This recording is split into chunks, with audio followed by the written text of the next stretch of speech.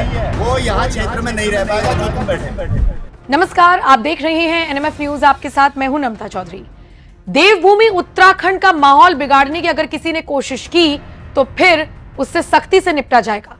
उत्तराखंड की पुष्कर सिंह धामी सरकार इसी मकसद से आगे बढ़ रही है और सीएम धामी तमाम अधिकारियों को निर्देश जारी कर चुके हैं कि कोई भी संदिग्ध मिले तो फिर उसकी जांच पड़ताल होनी चाहिए ताकि अराजक तत्वों को अराजकता फैलाने से पहले ही गिरफ्तार किया जा सके और सलाखों के पीछे भेजा जा सके।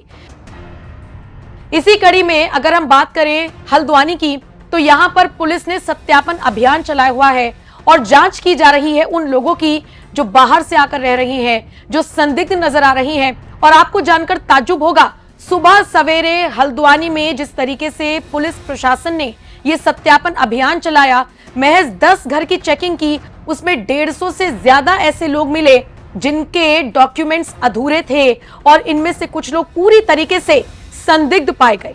हल्द्वानी के जवाहर नगर इलाके में एसएसबी के साथ मिलकर एक बड़ा सत्यापन अभियान पुलिस की तरफ से चलाया गया।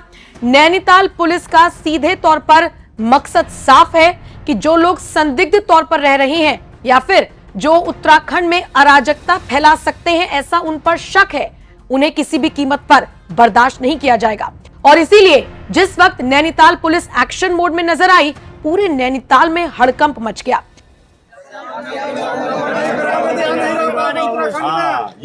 ये कहा बिल्कुल, क्या कहा? सत्यापन कराए बिना, सुन लो भाई, देखो सत्यापन वाले सबका इनको हम छोड़ रहे हैं, लेकिन जो इनका सत्यापन नहीं है वो यहाँ क्षेत्र में नहीं रह पाएगा जो तुम बैठे। इस पूरे मामले पर सीओ सिटी नितिन लोहनी ने साफ तौर पर कह दिया कि सत्यापन नहीं तो उत्तराखंड में रहना मुश्किल होगा। पुलिस अब किसी भी तरह की ढिलाई नहीं बरतेगी। आने वाले दिनों में सत्यापन अभियान और भी तेज किया जाएगा। सुनिए सीओ सिटी नितिन लोहनी क्या कुछ कहते हुए नजर आए। पूरे एरिया को कॉर्डन करके चेकिंग कराई गई थी वेरिफिकेशन के लिए, तो इसमें 150 लोग को हमने अभी यहाँ पे डिटेन किया है थोड़ी देर के लिए।